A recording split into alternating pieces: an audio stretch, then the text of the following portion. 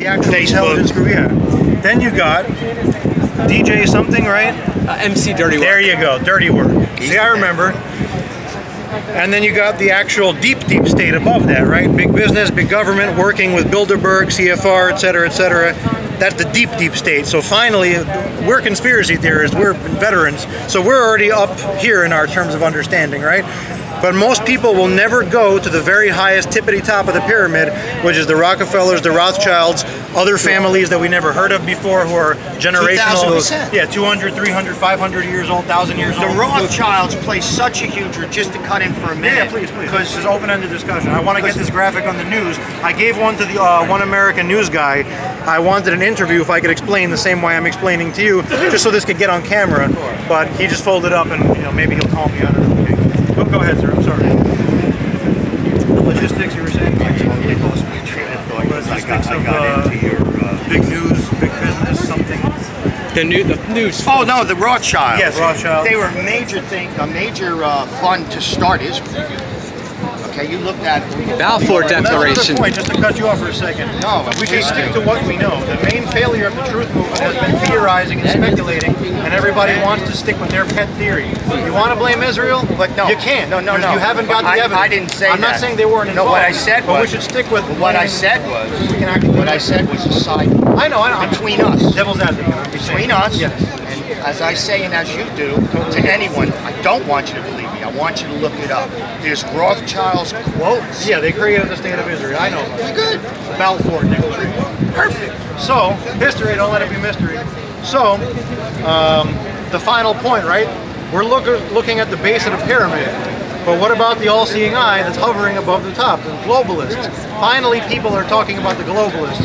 You hear it on the news now, One American News. They talk about the deep state and the globalists all the time. So maybe this has a slight chance of getting on the news. I don't know. I'll watch the propaganda later tonight. Finally, the updated version for the modern day, right? The color version, to break it down so even kids can understand it. On the back, we have the more nuanced version, just like Tarpley's synthetic terrography. So what are we talking about? Let's look at this first, right, to really break it down. Just in time for the 18th anniversary, the 20th anniversary of the Matrix movie gets re-released in theaters. Another coincidence? I think not. So the media is letting you know, you live in a Matrix, ladies and gentlemen. So this is how it all works. This is the New World Order Matrix system in a nutshell. Doesn't mean that every one of these entities was involved in 9/11. I'm just using their logos as an archetype to illustrate the concepts being shown.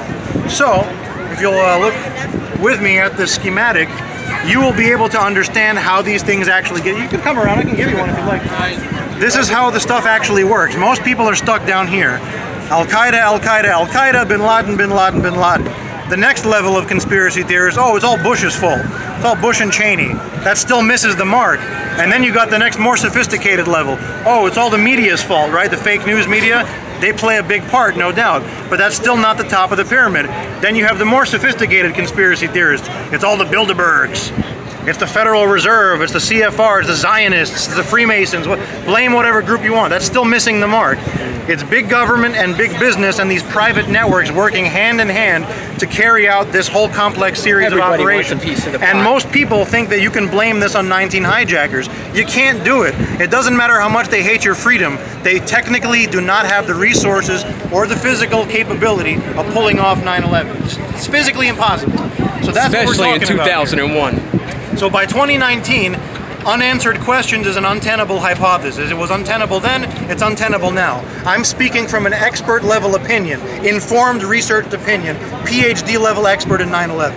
Swear to God, I'm not making this up. 18 years, almost every single day. So I've boiled down 1,000 pages, roughly, or more, 18 years of research in 4 pages for you, and a simple, easy to understand schematic that you can use as a roadmap to agree, disagree. You can use this to talk to people, your professor, your fellow 9/11 truth friend that you hate so much, the person that maybe got you on the fence, maybe they're on the fence. You can actually have a real discussion about 9/11 using this information. Otherwise, you really have no idea what you're talking about. Most people are stuck in this level, right? Everyone is vying for power, influence, or money. So they're like, oh, fuck those rich people, right? They got all the money. You're still missing it. You're still stuck at the base of the pyramid. The next level up hey, 9/11, it looks kind of like it could be an inside job, right? Building 7, something's fishy going on. Why did the third tower come down? It was across the street. No airplane hit it. No explanation. Tens of millions of dollars later, these government scientists, Shyam Sundar, a doctor, the head of National Institute of Standards and Technology, the guy who was tasked with investigating the whole thing, Indian fella, what does he say? The collapse of Building 7 was the first time in history that a modern steel frame skyscraper was felled by fire, primarily due to fire alone. So tens of thousands of pages later, tens of millions of dollars later, and they even say in their FEMA and NIST official engineering reports, quote, our best explanation only has a low probability of occurrence. So these government scientists, after all this, years of research, millions of dollars, we don't have an explanation. That's their explanation. So why would you believe a word they say? But still, that's only a low level of the story. The next level, how did they actually pull off 9/11? If it wasn't Al-Qaeda, who did it and how did they do it, right? And why did they do it? If it wasn't to hate our freedom, it was the military-industrial complex. So here's the hijackers who think they're playing secret agent man, right? Al-Qaeda, ISIS, these are all government-controlled entities. It's a well-known fact that Osama bin Laden is the creation of the CIA. It's a well-known fact that Al-Qaeda was a state-sponsored group that was being directed against the Soviets in Afghanistan, the Mujahideen fighters. The Mujahideen. They were then renamed Al-Qaeda. They regrouped. All these different splinter groups like the Taliban, Hamas, these are all government-sponsored entities. This is open source info. Yeah, this is historical fact. You can't make this stuff up anyways, even if you wanted to. But Hamas is a creation of Israel. The Pakistani ISI helped create the Taliban, and it's a well-known historical fact that the CIA helped create Al-Qaeda. So even if you believe the official story that these guys are responsible, the ones lowest on the totem pole, they're still being controlled by terrorist controllers inside the U.S. and other foreign governments.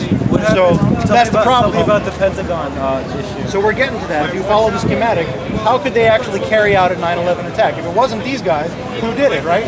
The propaganda keeps telling you on the History Channel, every anniversary, right? They got the specials playing right now as we're speaking on TV. Fox News, whatever, History Channel. Remember 11th of September. Who actually did it? They have war games. They war game this stuff out. The NYPD, FDNY, Pentagon, you name it, they have drills. The city of New York City, the city of Arlington, Virginia, the Pentagon, FBI, they run anti-terror disaster drills in case of an attack like 9/11. How do we evacuate?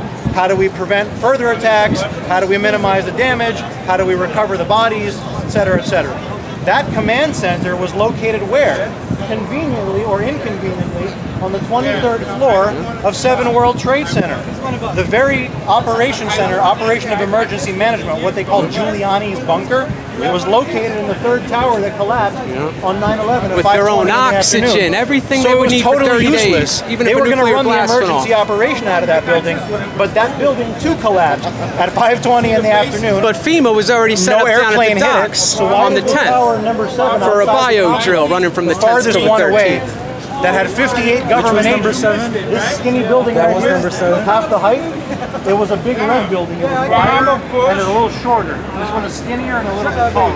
But that third building had 58 government agencies in it. The SEC, IRS, other banking. The largest CIA field office outside of Langley, Virginia. This is a fact. The largest CIA and FBI field office on the entire East Coast outside of the Pentagon.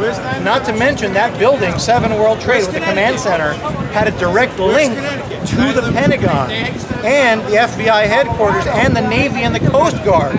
One of the most secure buildings, and you're telling me that these hijackers got so lucky, they not only took out the Twin Towers and the airplanes, but the third building also collapsed. And yet that building was much closer, Hilton Hotel, World Financial Center, buildings 3, 4, they had steel beams embedded in them, like arrows, like spears. They were jettisoned from the Twin Towers outside of their footprint. The American Express building. That's a building blowing up, that's not a building falling down. Yeah. The columns were being ejected. Laterally. So Building 7 definitely took some 300 to 500 but it was feet. only on the lower floors, and yet if you look at the video of the collapse, the roof is where it starts. The 2 penthouses, the roof was not on fire, and yet it goes boop, and then the building itself goes boop in 5 seconds. So in about 10 or 20 other cities, that would probably be the tallest building in that city. But because it's half the height of the towers, nobody even knows that was some number 7. On 9/11, that would have been the tallest building in 36 states. Zach of We Are Change, New Jersey. I was going to say Jeff, he almost got it. Thank you very much. Can I give you my up-to-date information?